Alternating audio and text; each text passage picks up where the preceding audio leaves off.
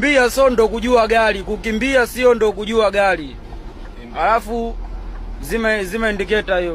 Ushaingia bani na zima indicator. Kwani wewe unaona mimi ninavyofanya mzee? Ni kazi za kumfundisha mtu gazi mimi siwezi kabisa babu.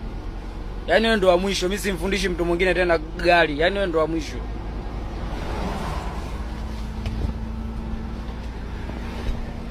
Osha gari vizuri mzee. Mimi kuwa karibu hapa sio unaniogopa. Unaona unabana kwangu huko.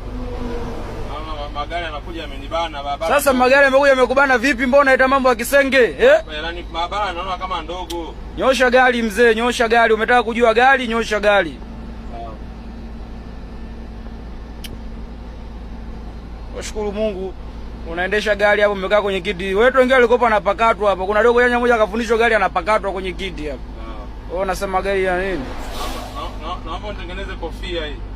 Kwa kunyoosha kofia wewe uwezi. Kofia umeivaa nini mzee? Mbona unaita mambo ya kijinga? Kofia. Nyosha gari babu. Nyosha gari zingatia.